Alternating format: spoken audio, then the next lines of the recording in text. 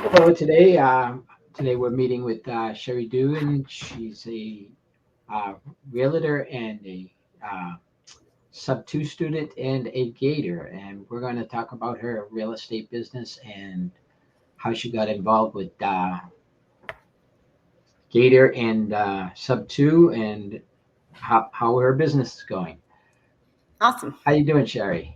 I'm doing great. Thank you so much for having me on. It's great to connect, and I appreciate you inviting me onto the show.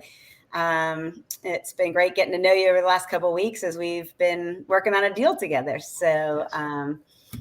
awesome. Yeah, thanks for helping me get my first Gator deal. That was real special for me. Uh, Absolutely. So, how did you originally get involved in real estate? Kind of a funny story. I became an accidental landlord. So I was actually in the fitness industry for close to 20 years before I actually officially left. And I was living in Atlanta, which is where I am now. And they asked me to move to Phoenix, Arizona. And when they asked me to move, I did not want to leave my neighborhood. We loved our house, we loved the neighborhood we were in. And so I said, well, I don't really want to stay in Phoenix. I didn't really know Phoenix. I'm from the East Coast. All our family's here. So I said, why don't I think I had read Rich Dad Poor Dad. And I said, rentals are pretty good. So I went in the penny saver back then. People probably don't even know what that is, but we didn't really have the internet. This was back in 2004, actually. So maybe there was internet, but it wasn't like it is now. So I looked up rent. I went down to the Home Depot. I got a for rent sign, stuck it in the front yard, and the first person that called had no idea how to screen her. But she came, she looked at the house, she loved it. She paid a deposit, and she gave me, first month's rent, and we moved to Phoenix, Arizona, and I was self-managing that property. She was a tenant of mine for 10 years.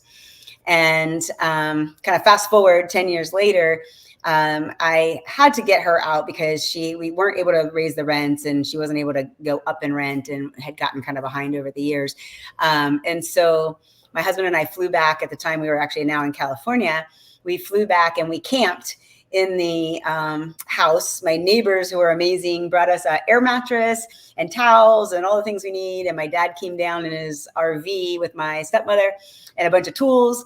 And we completely renovated and flipped that house. It's a 3,000 square foot, 5-bedroom house. And we did a new roof, exterior paint, interior paint, new wood floors, new carpet, new master bedroom and bathroom, upgraded the appliances to stainless steel, all in about 10 days.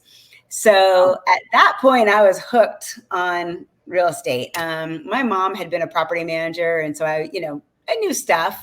But I went back to California and we re-rented it. And we actually bought them all wrong now that I know more, but we bought a couple other rentals and started really seeing the power of real estate as far as being able to flip, being able to get cash flow. And so that's kind of how I started. And here I am now kind of full-time doing real estate. So Yeah, it seems like you got a lot of education just on that one yes. house. Yeah, we're actually looking. We still own it. We just gave notice to my tenant, who's been there for 4 or 5 years now, that we are going to try to sell it. It's been over 20 years, or coming up on 20 years as a rental, and so we're starting to run down on depreciation.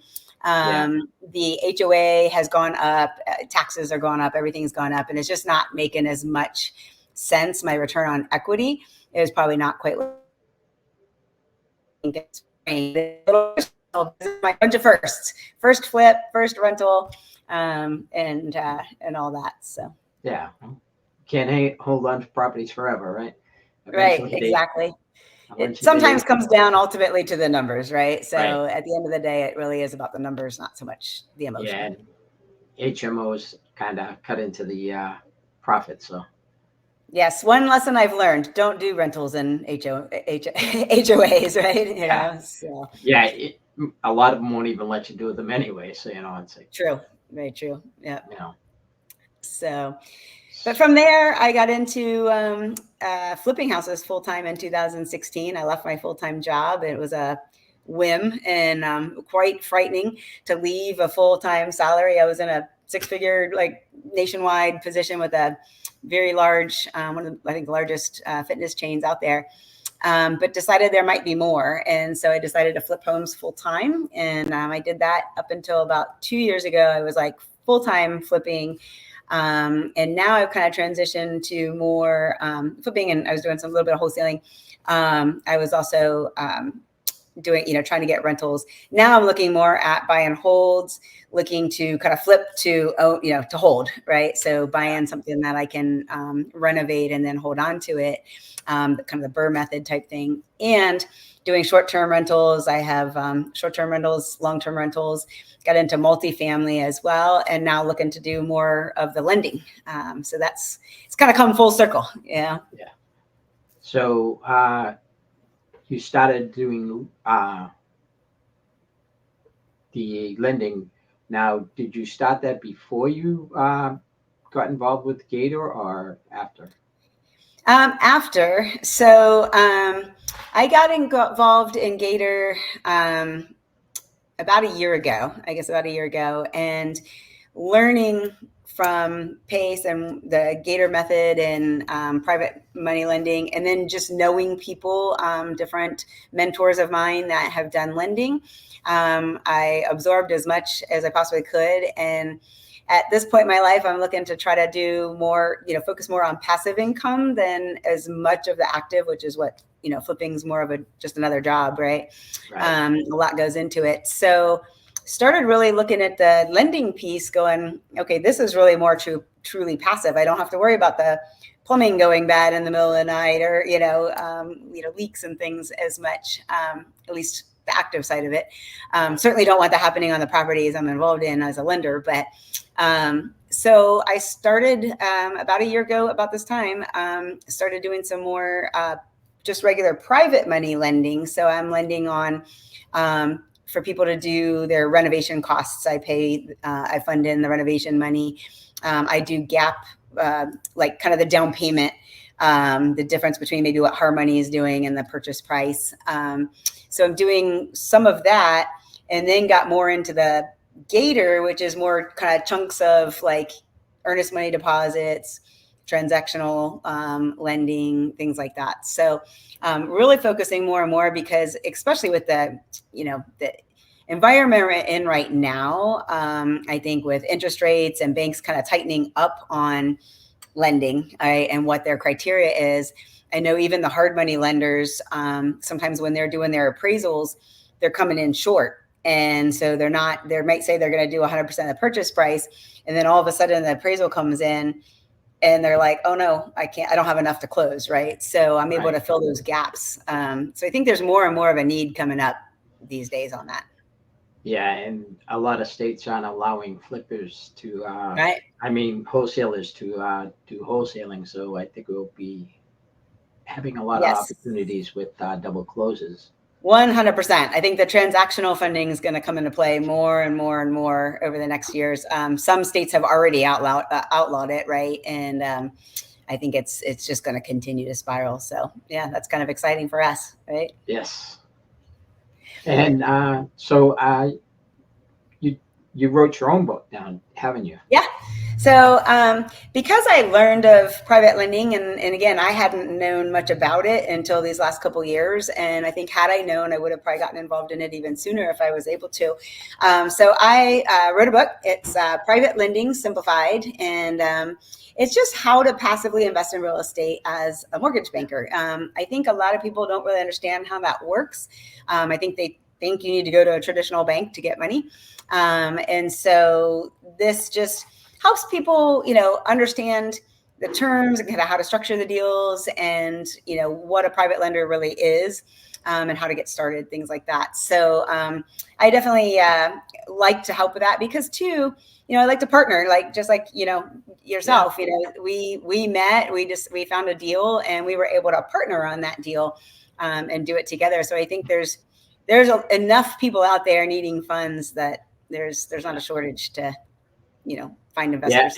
Yeah, and dealing with banks is you're paying them forever. So yes, exactly. No, absolutely. But it's been fun. Yeah. And you're also got involved with SubTo. How did you uh, Yes. find pace on SubTo? So he actually came and spoke at an event that I was at, and ironically, so I was actually a Homebusters franchisee, and he had been as well, and so I sold that at the end of my 5 year with them. But so I met him at an event, and he was talking about like what he had been doing as flipping with Homebusters, and then kind of how he got into doing the SubTo, and I was just fascinated. I knew of creative financing. I knew that there was, you could buy things subject to. I knew that there was seller finance, but I just didn't really understand it. You know, you hear all these ads of buy things zero down, no money out of pocket. You know, you can Yeah. not need a bank loan and all this, and you think it's a scam. At least, you know, I honestly probably thought it was a scam, and I didn't really understand it. So I was fascinated at this conversation or at this event that we were at. That later that afternoon, they had like breakout tables, and he was at a round table, and there was lots of other speakers that had tables set up. And I tell you, I think half of the event people were around Pace's table, and there was a lot of his students. Yeah. Actually, a few of his students were already there. And one, I was impressed that he knew a lot of the students, you know, really personally.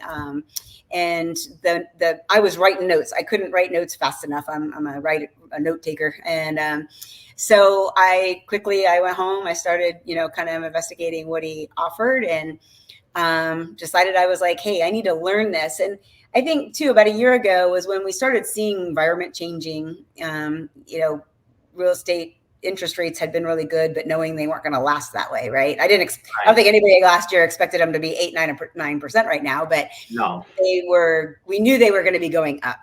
And we knew there was a lot of people like myself that got in at 2 and 3%. So I just thought that down the road, this might come in really handy. So I signed on to SubTo, and then actually did SubTo first, and then learned of Gator.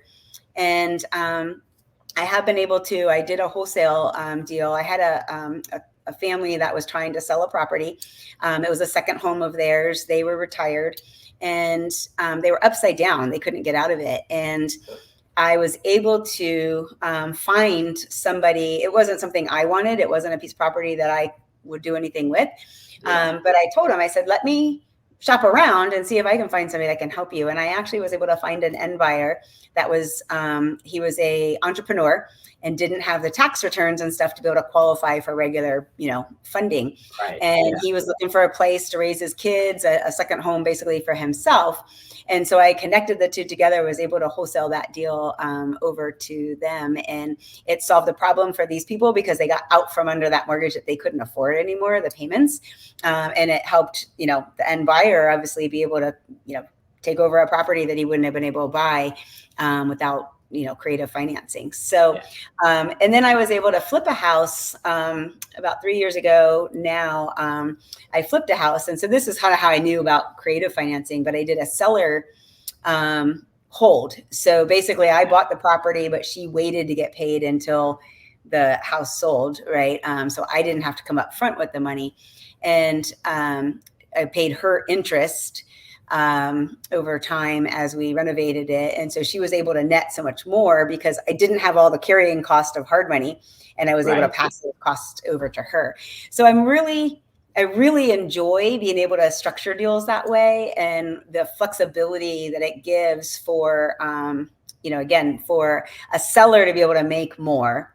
And, you know, for us to be able to, you know, do more deals that maybe would make sense, because you can pay a whole heck of a lot more when you don't have all the you know, hard money costs and things like that. So yeah, trying to go through a bank with all the extra closing costs and you know, 20% down. And that 20% down you can actually give to the seller if you need to. So yep, exactly. So yes, so that was the thing. She was able to get so much more out of the deal. So knowing that I had done that deal and then seeing Pace's SubTo, and I was like, I really should know how to do this I'll say better, right? And so signed on to that training, and it's been phenomenal. I got to tell you, I mean, what he brings to the table and what he teaches in both programs is amazing.